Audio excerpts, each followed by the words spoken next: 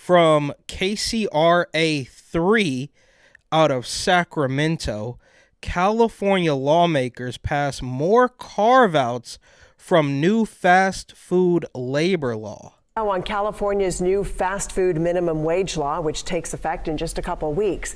Starting April 1st, most major fast food restaurants in California will need to pay their workers a minimum wage of $20 an hour.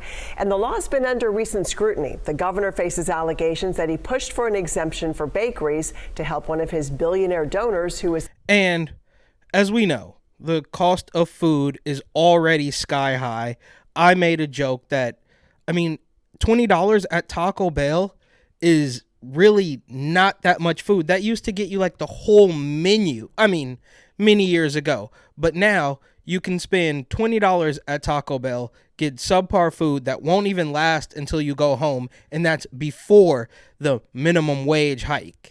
A Panera franchisee. Well, today, state lawmakers passed more of these carve-outs or exceptions from this law. And KCRA 3 Capitol correspondent Ashley Zavala joining us right now with the latest chapter in this still ongoing saga, Ashley. Yeah, Golston, those new exemptions are for chain restaurants inside of airports, hotels, arenas, museums, and college campuses, for example. As we've been reporting. Oh, yeah. So basically, everybody knows the minimum wage hike is absolutely nonsense. It's completely unsustainable. So there's going to be a bunch of carve-outs. And I said when Panera Gate first happened, why would he exempt the owner of Panera? Because either way, you're going to lose. So you have a minimum wage hike that's going to, eliminate a bunch of workers and replace them with robots. And then you have Panera, where the employees are now not going to get the minimum wage you promised, so they won't work there. It's a complete mess. Fuck you, fuck you, fuck you. You're cool. And fuck you, I'm out. And it's designed to destroy everything. But I guess it makes sense, right? So, Senator, or the woman who was trying to become Senator, Barbara Lee, says, oh, well, why not just do a $50 minimum wage? You're calling for a $50 an hour federal minimum wage. That's 7 times the current national minimum wage of $7.25 an hour. Can you explain how that would be economically sustainable for small businesses? You have 60 seconds. First, let me say I owned and ran a small business for 11 years. I created hundreds of jobs. Benefits, retirement benefits, also health care benefits. I know what worker productivity means, and that means that you have to make sure that your employees are taken care of and have a living wage. In the Bay Area, I believe it was the United Way, came out with a report that very recently, $127,000 for a family of 4 is just barely enough to get by. Another survey very recently, $104,000 for a family of 1. Barely enough to get by. Low income because of the affordability crisis. And so just do the math. Just do the math. And then, so what does it matter what the minimum wage is if you're going to make a bunch of carve-outs anyway? And then what do you tell the employees? Oh, they thought they were getting a raise, but their boss, the owner of the business, paid a little bit of money to Governor Greaseball, Scumbag, Bang Your Wife, Gavin Newsom, so you're not getting the raise? We may never know how that other exemption for restaurants who bake and sell bread as a standalone item wound up in the law because non-disclosure agreements were used in its final negotiations that create. Oh, so they were using NDAs while writing laws? Interesting. That should be enough right there to let you know it's all completely corrupt. The law. But we've learned the need for the legislature to pass those new exemptions today is actually a consequence of the use of those NDAs. The clerk will open the roll. All those votes. California lawmakers approved a new set of carve-outs from the state's fast food labor law that's been at the center of controversy. Several thousand fast food workers have organized collectively across California. California lawmakers. Quite literally, the regime, the cabal of people destroying the state for their own benefit.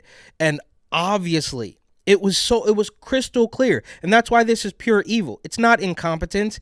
Anybody who's lived long enough to get into politics realizes this is not going to work. Democratic Assemblyman Chris Holden pushed for those carve-outs for major fast food chains in airports, hotels, casinos, convention centers, museums, arenas, and college campuses. Holden noted those workers already... So basically, any major business, but the mom and pop shops with a handful of employees, that minimum wage is definitely going up. We have collected... If you're still in business, because we tried to take you out during Rona, but you survived, and now we're going to take you out this way. bargaining agreements that include benefits and better pay than the $20 an hour minimum wage that goes into effect in April. Sources who spoke to KCRA3 on the condition they remain anonymous told us those exemptions were the direct result of the use of non-disclosure agreements in the making of that labor law last summer. The Service Employees International Union, also known as SEIU, required them with the fast food industry during negotiations. The law was fast-tracked in the last 3 days of the legislative session.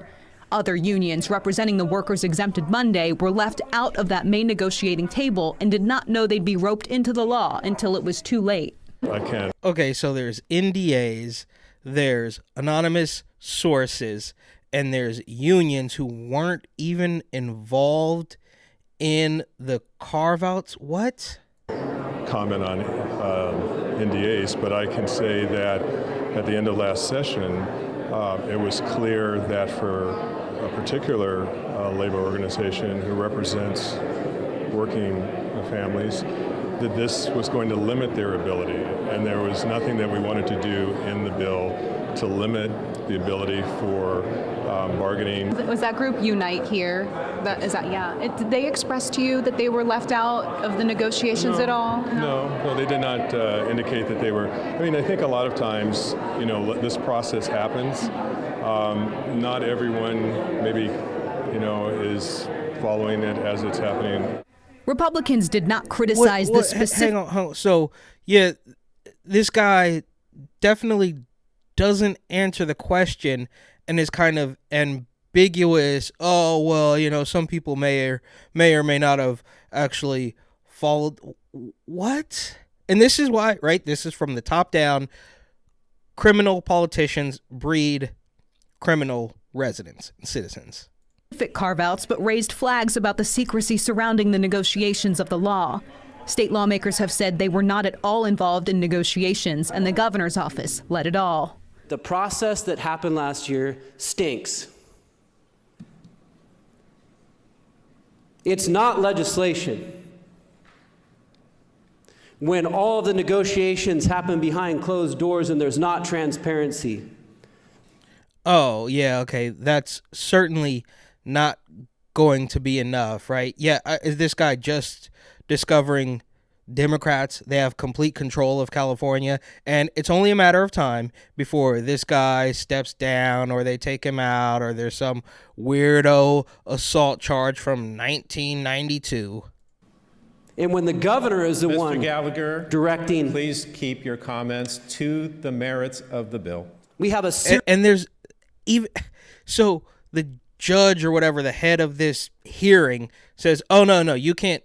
Don't mention the corruption. That's no good. You can't say that. That's mean, right? We're literally destroying the entire state. We're pretending there's going to be a minimum wage hike for all the stupid poor people we have control of, but the wealthy people are going to pay their way out of that and then explain to their employees that they're not actually getting a pay raise. And when you call out the corruption and all of this quote-unquote lawmaking, that's a bridge too far. Serious problem. That's not transparency. That's not how this is supposed to happen. Now, those new carve-outs are now on the governor's desk and go into effect immediately with his signature. So obviously we got a clear explanation today about the new carve-outs from state lawmakers, but the question still remains, originally, what was the reason behind the original carve-out for the bakeries, right? Yeah, right. the restaurants. Oh, yeah. What was the original reason for that? It's quite clearly obvious corrupt crony capitalism when one guy cut a backdoor deal with greaseball scumbag bang your wife Gavin Newsom. The rest of them came out of the woodwork and said, what about us? So who's going to be left paying the higher minimum wage that you promised everybody? restaurants, with these bakeries, we're still, what's with that? Still nothing. We've gotten nothing official for an official reasoning behind it from the governor's office. And while the Newsom administration denies that carve-out applies to Panera Bread, it is not said who it's exactly there for. It is written in the law.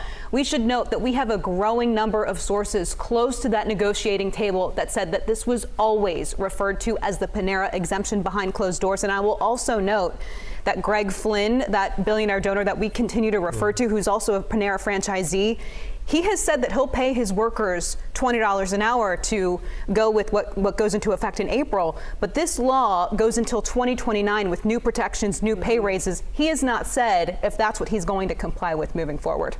Okay, so they're just pretending, oh, well, we don't know what happened. We're never going to find out. There's NDAs. Why? Since when? I don't know. I'm no political expert, but why are there NDAs anywhere around the lobbying and lawmaking? And then you have these feckless reporters pretending they just don't know why. What could it possibly be? So we'll see. Right. And bigger than this one particular bill, just good work, because, again, as we're seeing, this is not the way I think most people expect our bills to be made. Right. You know, it's in a democracy, we expect more transparency. Right. Exactly. Yeah. In a democracy, we expect. Since when did anybody? It's been at least bare minimum 2 decades since anybody in California, expected transparency. It couldn't be any more clear corruption, and this is what it's all been about. All the lying, all the gaslighting, all the media hacks trying to brainwash you into believing that Governor Gavin Newsom is going to do something good, and then you've got the employees that have been tricked by scumbag bosses who really work for Gavin Newsom, and quite obviously, nobody benefits. Well, no. The political regime and their homies, they do all the benefiting.